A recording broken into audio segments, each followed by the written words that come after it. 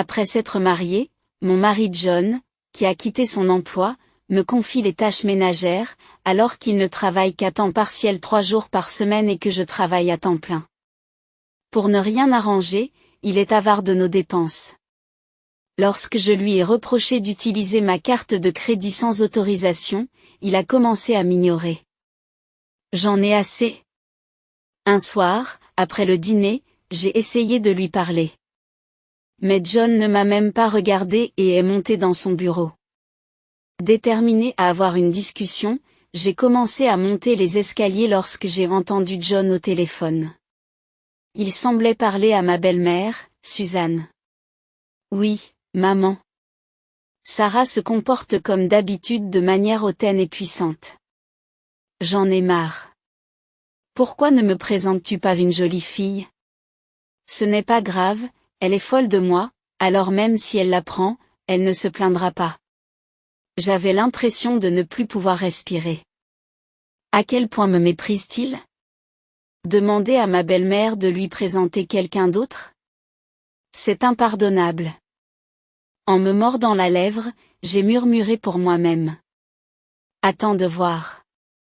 Je te ferai regretter de m'avoir prise pour acquise. Je m'appelle Sarah, une femme au foyer de 34 ans. Je travaille à temps plein pour une grande entreprise.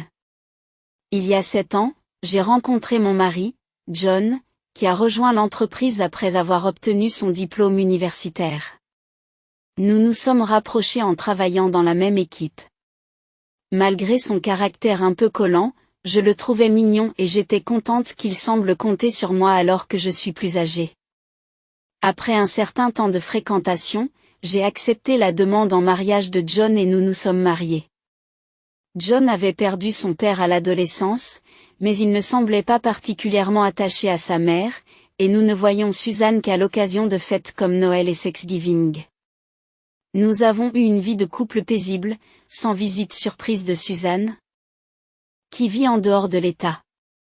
Cependant, notre vie a pris un tournant soudain à cause des actions de John. Nous pouvons vivre de ton seul salaire, n'est-ce pas? Un jour, John a dit soudainement en rentrant du travail. Quoi? J'ai démissionné aujourd'hui. J'ai été complètement choquée par la remarque désinvolte de John. John a continué, sans avoir l'air le moins du monde coupable et avec un sourire en coin. À partir de demain, tu devras travailler dur, Sarah. Oh, et bien sûr, j'attends de toi que tu t'occupes aussi des tâches ménagères. Mais je t'aiderai un peu. Je suis restée interloquée et je n'ai pas trouvé les mots pour répondre. Je suis restée interloquée et n'ai pas trouvé les mots pour répondre. Tu me dis ça après coup? Oui, c'est à moi de décider, n'est-ce pas? John et moi travaillons dans des services différents depuis un certain temps. Il n'a jamais semblé perturbé par son travail, mais je suppose qu'il se sentait stressé. Pourtant, il aurait pu m'en parler avant de décider de démissionner. J'ai essayé de ne pas montrer ma déception et je lui ai demandé, John, as-tu l'intention de rester à la maison? Je n'ai pas vraiment envie de faire le ménage toute la journée. Et si tu trouvais un emploi à temps partiel? Nous aurions besoin d'un peu d'argent. D'accord.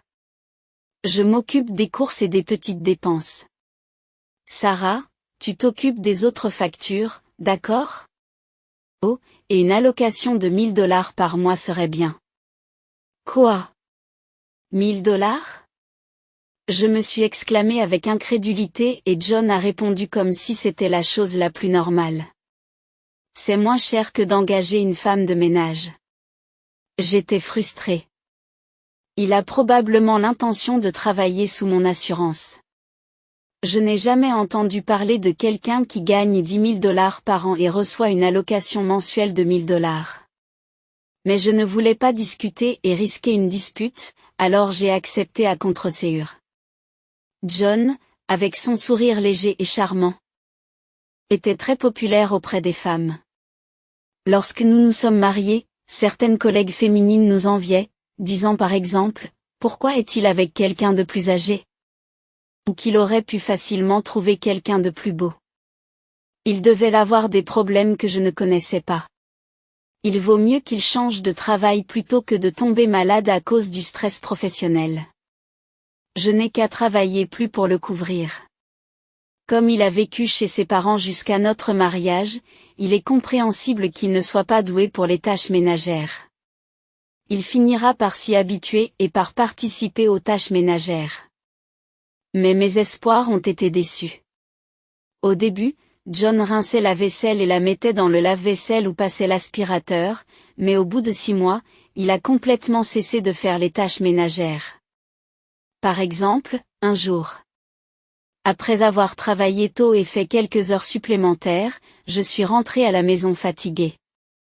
La vaisselle du petit déjeuner était restée dans l'évier et une casserole, prête à être cuisinée, était encore dans le réfrigérateur. Désolée, j'ai été très occupée. J'ai cherché un meilleur emploi à temps partiel. John, allongé sur le canapé, glousse en s'excusant. Le linge est resté froissé dans la machine à laver. Au fait, John travaille 3 fois par semaine pendant 3 heures, et aujourd'hui, il est en congé. Je ne peux pas me libérer pour l'instant, alors tu peux venir, Sarah? Ai-je timidement demandé à John, en plaçant une casserole du réfrigérateur sur la cuisinière. Comme je te l'ai déjà dit, je suis débordée de travail ces derniers temps. Alors, ce serait bien si tu pouvais m'aider un peu plus à la maison. Quand je pars travailler à 6 heures du matin et que je ne rentre qu'à 20 heures, j'ai du mal à faire les choses. J'en fronce les sourcils, agacée. Je sors les poubelles et je nettoie ma chambre, tu sais. Et quand il pleut, je ramène aussi le linge. Oui. J'apprécie. Mais je suis débordée par la préparation des repas. Je prépare aussi ton déjeuner. Allez, ne prends pas la grosse tête juste pour ça. J'ai écarquillé les yeux et j'ai regardé John avec insistance. John grimace et dit avec irritation, ce n'est pas parce que tu gagnes un peu d'argent que tu fais le fier. Tu as obtenu ce poste d'assistant manager et un meilleur salaire que moi grâce au soutien de tous ceux qui t'entourent. Tu ne comprends pas cela? Me laissant sans voix, John est monté à l'étage, son téléphone portable à la main, et a claqué la porte de son bureau. Après cet incident, le comportement égoïste de John est devenu plus visible. Je ne peux pas compter sur John. Si j'utilise le sèche-linge, il se plaint ensuite. J'avais l'intention d'étendre le linge, mais Sarah ne me fait pas confiance. Un jour ensoleillé, lorsque j'ai fait confiance à Jean et que j'ai laissé le linge sans utiliser le sèche-linge, je suis rentrée à la maison et j'ai trouvé le linge encore dans le lave-linge. Un week-end, alors que John était absent, Suzanne, ma belle-mère, est venue à l'improviste. Il y a une bonne heure et demie de route entre leur maison et l'extérieur de la ville. Nous ne nous rendons donc visite que pendant les vacances.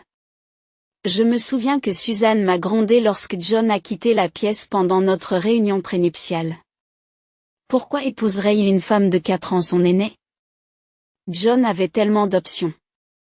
Pourquoi toi? Je savais déjà que Suzanne ne m'aimait pas. J'ai donc sorti des pantoufles, espérant qu'elle partirait bientôt. Mais devant la porte d'entrée, Suzanne m'a crié dessus. Qu'est-ce que tu crois faire? Faire faire tout le travail à John? Pour qui te prends-tu? Quoi? Faire faire les corvées à ton mari? Tu es une femme tellement inutile. Je savais que nous n'aurions pas dû le laisser t'épouser. Troublée, j'ai répondu. Avec tout le respect que je vous dois, je travaille aussi à temps plein. Alors nous partageons les tâches ménagères. Mais récemment, John n'a pas fait grand-chose. Les yeux de Suzanne se sont écarquillés de colère et elle m'a crié dessus. Bien sûr, vous êtes une femme, n'est-ce pas? Écoute, John est fragile et délicat. S'il s'effondre à cause de vous, je vous poursuivrai en justice. En criant à tort et à travers, Suzanne est partie. Lorsque John est revenu des courses et que je lui ai parlé de la visite de Suzanne, il m'a répondu avec un air indifférent. Je voulais lui dire, j'aimerais que ta mère ne se mêle pas de nos affaires personnelles, mais j'ai eu l'impression d'être égoïste, et je n'ai donc rien dit à John. Je suis fatiguée aujourd'hui. Je suis aussi très occupée. John a commencé à utiliser ses raisons pour se décharger de toutes les tâches ménagères sur moi, et a ensuite causé un problème encore plus important. Lorsque j'ai essayé d'utiliser la carte dans un magasin local après le travail, pour une raison quelconque, le paiement a été refusé. En consultant le relevé sur l'application, j'ai été choquée. Bien que je ne me souvienne pas l'avoir utilisée, la carte était au maximum de ses capacités. Pensant qu'il pouvait s'agir d'une erreur, j'ai contacté la société émettrice de la carte, pour découvrir que John avait dépensé près de $10 000 en achats dans le jeu et en vêtements de marque. Il se souvenait du code PIN que j'avais communiqué lors de l'achat d'appareils électroménagers et semblait l'avoir utilisé sans mon consentement. Je n'ai pas pu ignorer cela et j'ai confronté John dès son retour à la maison. « Pourquoi as-tu utilisé ma carte? Tu n'as pas la tienne? Mon allocation de $1000 par mois n'est pas suffisante. Alors pourquoi ne travailles-tu pas plus? Perdre son temps à jouer à des jeux vidéo à la maison me semble assez stupide. » John m'a alors lancé un regard intense. Je me suis préparée, pensant qu'il allait me crier dessus. Mais John s'est contenté de couper la langue et de quitter le salon. Il a monté les escaliers en trombe, a claqué la porte de son bureau et n'en est plus ressorti de la nuit. Le lendemain matin, il a commencé à m'ignorer. Bonjour. Je sors. Même lorsque je l'ai salué, John n'a même pas jeté un coup d'œil dans ma direction, se contentant de s'asseoir sur le canapé et de jouer avec son téléphone. Lorsque je suis rentrée à la maison et que j'ai rapidement préparé le dîner, John regardait des vidéos sur son téléphone, souriant tout en mangeant. Après avoir fini, il a laissé la vaisselle sur la table et est allé directement prendre une douche. En bref, John ne me regardait pas dans les yeux et ne répondait à rien de ce que je disais. Bien sûr, John ne m'a pas parlé du tout, agissant comme s'il ne pouvait soudainement plus me voir. J'avais un plan en tête, mais dans cette situation, je ne pouvais pas l'évoquer. Finalement, c'est le jour où John a été payé pour son travail à temps partiel. Comme d'habitude, je lui ai tendu une enveloppe contenant $1000, mais il me l'a arrachée. Et, j'ai besoin de $700 pour les courses et les charges. Je l'ai appelé dans son dos, mais il n'a pas semblé m'entendre et s'est dirigé vers l'étage. J'avais envie de m'arracher les cheveux. Étant donné que je paie le loyer, les charges, les impôts pour nous deux, l'assurance et les factures de communication, j'ai vraiment besoin de ces $700, sinon la vie devient vraiment difficile. Mais il ne semble pas que John va me les donner, alors j'ai puisé à contre-ségur dans mes économies et mon argent de poche. Au fur et à mesure que John m'ignorait, je me sentais constamment envahie par une humeur lourde. Le soir, j'étais envahie par un sentiment morose et je n'avais vraiment pas envie de rentrer à la maison. Après le travail, je passais mon temps dans des restaurants ou des supérettes, et j'ai même séjourné quelquefois dans des motels. Mais en fin de compte, je ne fais que fuir le problème et cela ne résout rien. En outre, lorsque l'humeur de John s'améliorera, même si nous ne sommes pas vraiment amoureux, nous pourrons au moins avoir à nouveau des conversations normales. Peut-être qu'en rentrant chez moi aujourd'hui, il me répondra comme si rien ne s'était passé. Peut-être que demain matin, même si la soirée n'a pas été géniale, il se réveillera et m'accueillera avec un bonjour et un sourire? En m'accrochant à cet espoir, j'ai été ignorée pendant 3 mois, et finalement mon corps a commencé à protester. J'avais du mal à manger et j'ai perdu près de 5 kilos. Je me demande si John m'a même remarqué, le visage pâle, en train de manger mon porridge. Aujourd'hui aussi, il riait sur son téléphone, et après avoir fini son repas, il a laissé sa vaisselle et s'est installé sur le canapé. Je posai ma cuillère, me levai hebdomadairement et m'approchai de John.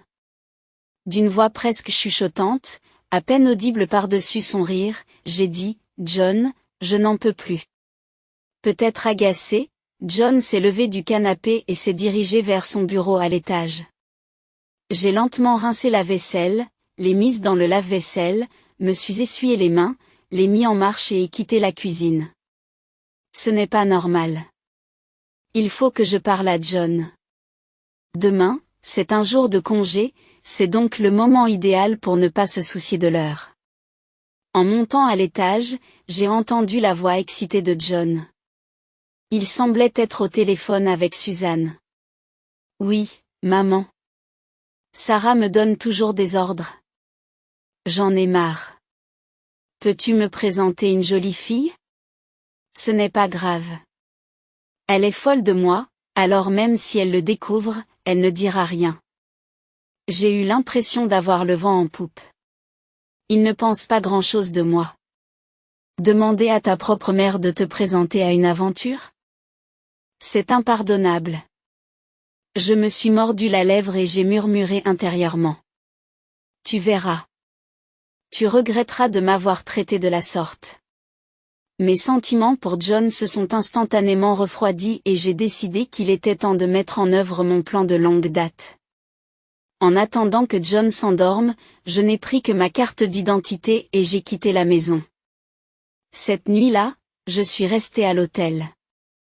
Le lendemain matin, j'ai appelé l'agent immobilier pour lui dire que j'aimerais emménager plus tôt. Ils ont accepté sans hésiter. J'ai fait installer le gaz, l'électricité et l'eau, et pendant que John travaillait à temps partiel, je suis rentré à la maison et j'ai demandé au déménageur de transférer mes affaires dans mon nouvel appartement. L'appartement dans lequel nous vivions était un appartement de designer récemment construit et le loyer s'élevait à $1500. Je me serais contenté de quelque chose de moins cher, mais John avait insisté. Lorsque John a quitté son emploi à temps plein, j'ai donc commencé à chercher un appartement plus abordable.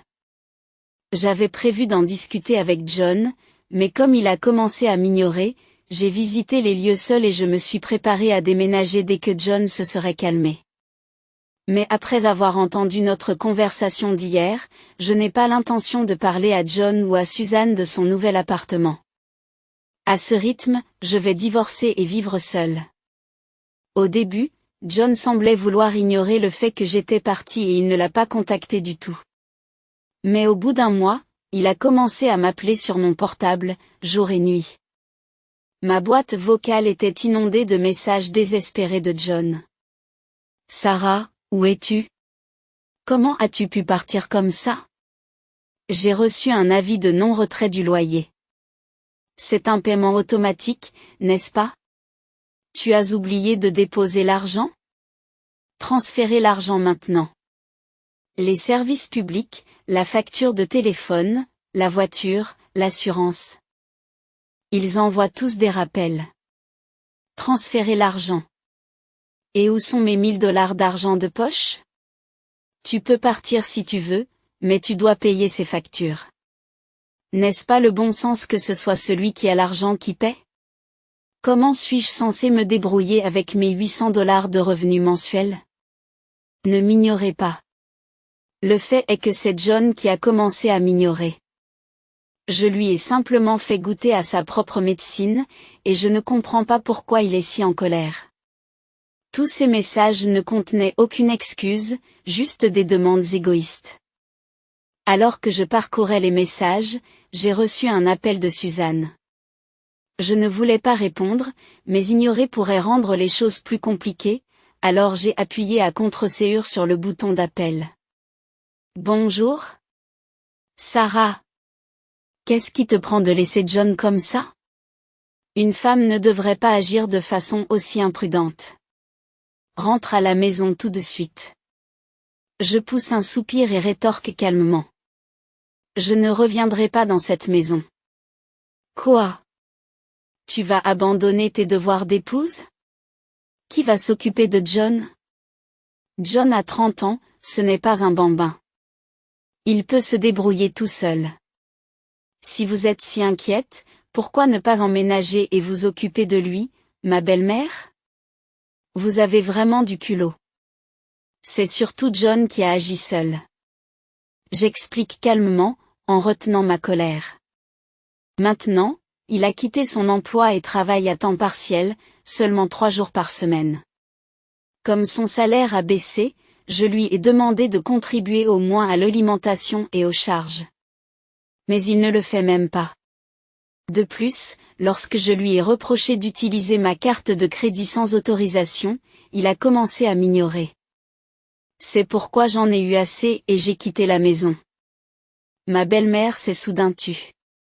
Au bout d'un moment, elle a murmuré d'un air perplexe. Attendez, il a quitté son travail? La grande entreprise qu'il était si fier d'avoir rejointe à la sortie de l'université pour me rendre fier? Oui. Un jour, sans crier gare, sans discuter, il a démissionné. Il a dit que nous pouvions vivre avec mon seul salaire. Il est vrai que je suis le patron de John et que je gagne un salaire décent. Mais cela a été un choc qu'il démissionne soudainement comme ça. Eh bien, je suppose que c'est le cas. Suzanne avait l'air complètement déconcertée. Donc, depuis 1 an, John dépend de mes revenus pour vivre. Et il n'aide même pas aux tâches ménagères. Si vous n'y croyez pas, je peux vous transmettre des messages de John. Il semble que Suzanne n'ait pas entendu parler de la démission de John.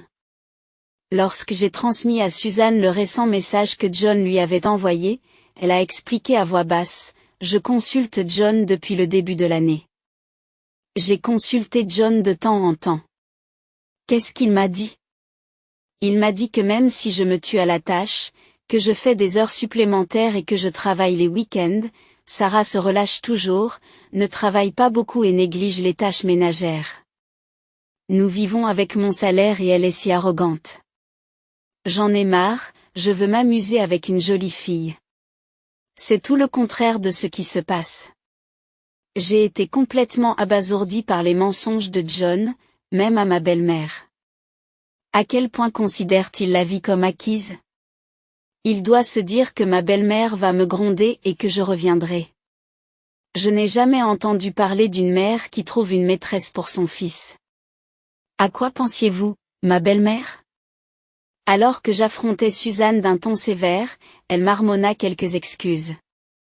Je veux dire, il a dit que la vie de couple était difficile. Et s'il tombait malade à cause du stress? Si le fait d'avoir une jeune femme à ses côtés le rend heureux? C'est un petit prix à payer. Il ne contribue pas aux frais de subsistance et m'ignore depuis 3 mois. C'est moi qui étais sur le point de tomber malade. C'est aussi un manque de respect pour les femmes que vous lui présentez. Un beau gosse comme John a forcément des fans. Il doit y avoir des filles qui veulent sortir avec lui même s'il est marié. Bien sûr, s'il travaillait encore dans cette grande entreprise. Ce n'est pas la question, dis-je, de plus en plus frustré. Je me suis rendu compte que je n'arriverais à rien avec Suzanne. Telle mère, tel fils. Je pense que le divorce est la seule option. Qu'est-ce que c'est? Le divorce? Tu n'as sûrement pas besoin d'aller aussi loin. Je suis sûre qu'il le regrette. Suzanne a soudain commencé à paniquer. Elle a toujours fait passer les apparences avant tout le reste. Avoir un fils diplômé d'une université prestigieuse qui divorce, c'est sans doute quelque chose qu'il faut éviter.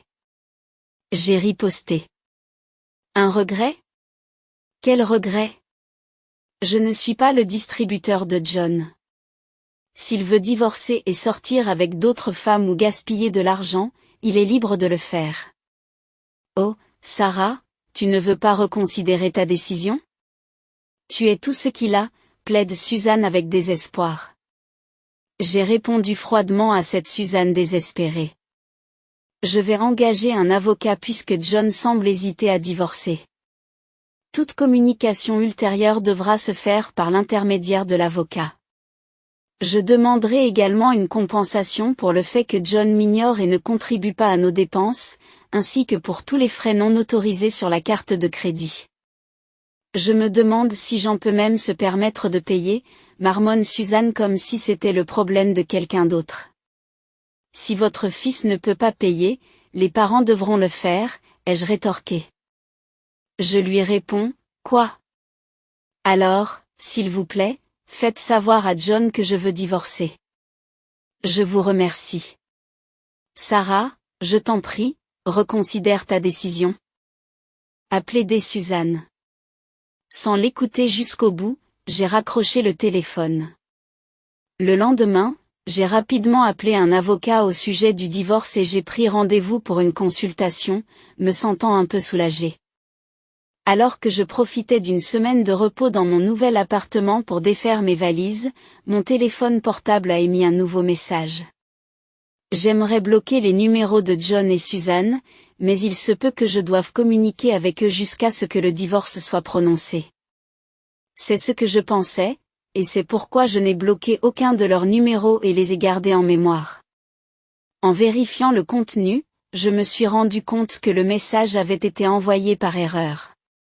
Suzanne, qui n'est pas très au fait de la technologie, semble avoir posté le message dans un groupe de discussion familiale en pensant qu'il s'agissait d'un message privé destiné à John.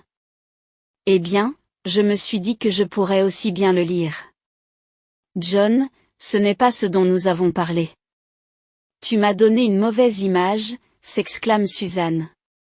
De quoi parles-tu? Tu as quitté ton emploi et maintenant tu travailles à temps partiel 3 jours par semaine? Il y a eu une pause. C'est Sarah qui te l'a dit? Oui. Vous viviez du salaire de Sarah?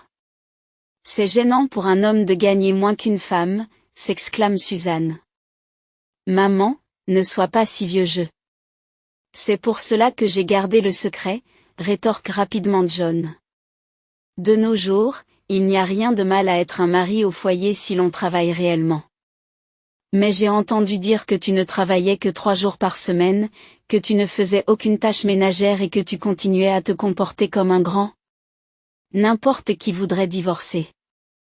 Étonnamment, Suzanne semblait être de mon côté. Je suppose qu'elle était déçue par John. Bon sang, calme-toi. Je ne vais pas divorcer. La tête de Sarah est en surchauffe pour moi. Elle le regrettera et reviendra bientôt à la maison, affirme John avec assurance. Je n'ai pas pu m'empêcher de sourire. Je ne peux pas croire qu'il dise encore cela. Comment peut-il croire que, même s'il traite sa femme de façon horrible, elle ne le détestera pas? Quoi qu'il en soit, qu'est-il arrivé à cette histoire de me présenter à une jeune fille mignonne? Ce n'est pas le cas. Ah, pourquoi? Je m'en réjouissais. Est-ce que tu comprends au moins ta situation? Tu as 30 ans, tu travailles à temps partiel et tu vis du salaire de Sarah. Aucune fille ne voudrait être avec un gars comme ça. J'ai éclaté de rire. J'imaginais la tête de Suzanne. Il y a quelqu'un pour moi. Tu sais que j'ai toujours été populaire, n'est-ce pas, maman? Si tu étais diplômée d'une université prestigieuse et que tu travaillais dans une grande entreprise, il y aurait peut-être des filles qui voudraient sortir avec toi, même en étant au courant de tes aventures. Certaines pourraient même vouloir t'épouser. Mais pas dans votre état actuel. Ah, voyons. Face à une Suzanne en colère, la réponse de John est toujours aussi décontractée. Tu peux encore changer. Trouver un emploi dans une grande entreprise, comme avant. Non, c'est trop compliqué. C'est bien plus amusant de se détendre et de vivre des revenus de Sarah. Quel commentaire imprudent de la part de John. Elle ne le supportera pas. Sarah a dit qu'elle allait divorcer et demander une pension alimentaire. Elle a même parlé de te faire payer ses cartes de crédit. Je n'ai pas ce genre d'argent. Si elle le demande, tu le paieras, n'est-ce pas, maman? Tu as l'héritage de papa, non? Tu serais heureuse de le dépenser pour ton cher fils, n'est-ce pas? Les réponses de Suzanne s'arrêtent là. Maman? Et, on est encore en train de parler. Réponds-moi. Il y a eu une pause, puis un autre message est apparu. Pourquoi ne réponds-tu pas au téléphone? Ne m'ignore pas. On dirait que Suzanne a bloqué John. C'est sur cette pensée que j'ai remarqué un appel de John. L'ignorant. Il a laissé un message vocal. Il a continué à divaguer, laissant plusieurs messages. Ma mère m'a coupé les vivres.